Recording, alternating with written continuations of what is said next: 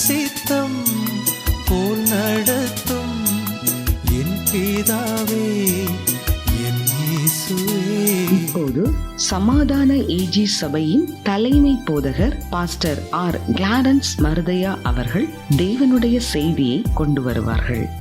கிறிஸ்துவுக்குள் அன்பானவர்களே, இந்த நாளிலேயும் இந்த ஊடகத்தின் மூலமாக உங்களை சந்திப்பதில் மகிழ்ச்சி அடைகிறேன். இந்த நாளிலேயும் ஆண்டவர் தரக்கூடிய வார்த்தை என்னவென்றால், என் அங்கலாய்ப்பை கேட்டேன் என்று சொன்னவர். இந்த செய்தி நீங்கள் கவனித்து பார்க்கும்போது ஆதியாகம புஸ்தகம் 16ஆம் அதிகாரம் முதல் 13 வசனங்களை கவனித்து பார்க்கும் பொழுது ஒரு ஆபிரகாமுடைய வீட்டு சம்பவத்தை நாம் இங்கே வாசித்து பார்க்கலாம். ஆண்டவர் ஆபிரகாமுக்கு கொடுத்த வாக்குத்தத்தம் என்னவென்றால், உன் சந்ததியை வானத்து நட்சத்திரங்களைப் போல கடற்கரை மண்டலத்திலேயே ஆசீர்வதிப்பேன் என்று சொன்னார். அந்த ஆசீர்வாதம் வருவதற்கு சற்று காலதாமதமான போது ஆபிரகாமும் ஆபிரகாமுடைய மனைவிய சாராளும் அவர்கள் மாம்சத்தில் ஒரு திட்டம் போட்டார்கள். நாம் ஆவிக்குரியவர்கள், ஆவிக்குரிய நிலைமையிலே திட்டமிட வேண்டும். ஆனால் தேவனுடைய வாக்குத்தத்தம் தாமதமாகிறது என்று சொல்லி ஆபிரகாம் அவருடைய மனைவி சாராள் 2 பேரும் அவர்கள் ஒரு குறுக்கு வழியிலே தேவ சித்தத்தை நிறைவேற்ற விரும்பினார்கள். என்ன சம்பவித்ததுன்னு நமக்கு எல்லாருக்கும் தெரியும். சற்று காலதாமதம் ஆகலாம். சில சமயங்களில் தேவன் கொடுத்த வாக்குத்தத்தம் நிறைவேறுவதற்கு கால தாமதமாகலாம். ஆனால் கர்த்தர் சொன்ன வார்த்தை நிறைவேறும் அளவும் ஆண்டவர் நம்முடைய வாக்குத்தத்தை நிறைவேற்றுவதற்கு ஒரு டியூ டைம், ஏற்ற காலம் தேவன் உங்களை உயர்த்தும்படி அவருடைய பலத்த கரத்தில் அடங்கியிருங்கிற வேதத்திலே வாசித்து பார்க்கிறோம். இங்கே சாராள் அவள் கொஞ்சம் அவசரப்பட்டதுனால ஒரு தவறான ஒரு முடிவு எடுக்க வேண்டிய சூழ்நிலை ஏற்பட்டது. ஆகாரை ஆபிரகாமுக்கு மனைவியாக கொடுக்க ஆரம்பித்தாள்.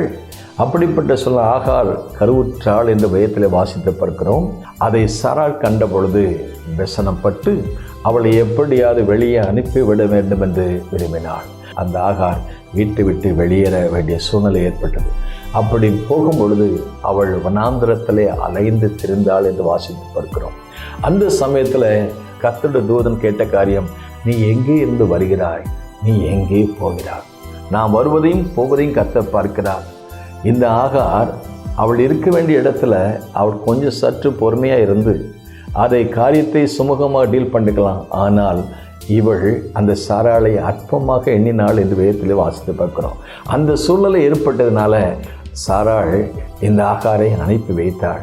வனாந்திரத்தில் அலைந்து திரிந்து கொண்டு இருக்கிற பொழுது கர்த்தருடைய தூதன் அவளை எடுத்து நிறுத்தி எங்கே போகிறேன்னு கேட்டார். கேட்டு சொன்னார், நீ வந்த இடத்துக்கே மறுபடியும் ஒரு நாச்சியார் இடத்திற்கு போ. அப்படி கட்டளையிட்ட பொழுது அந்த தூதனான ஒரு சொன்ன வார்த்தை, உன் அங்கலாய்ப்பை நான் கவனித்தேன். ஆண்டவர் அவளுக்கு சரியான ஒரு ஆலோசனை கொடுத்து, ஒருவேளை அவள் போக வேண்டிய இடத்திற்கு தனக்கு விருப்பம் இல்லாமல் இருக்கலாம். ஆனால் விருப்பம் இருக்கோ இல்லையோ, கர்த்தருடைய வார்த்தையின்படி நீ திரும்ப போ என்ற பொழுது புறப்பட்டு போனாள். அங்கே சொல்லப்பட்ட ஒரு வார்த்தை என்னவென்றால், தேவன் என் அங்கலாய்ப்பை கேட்டார். அதோடு மட்டும் அல்ல, அவள் சொன்ன ஒரு வார்த்தை என்னவென்றால், என்னை காண்கிறவரை நான் கண்டேன், நீர் என்னை காண்கிற தேவன். அருமையான தேவனுடைய பிள்ளைகளை, நம்முடைய அங்கலாய்ப்பில் நாம் நம்பினவர்கள் எல்லாரும் நம்மை கைவிடலாம்.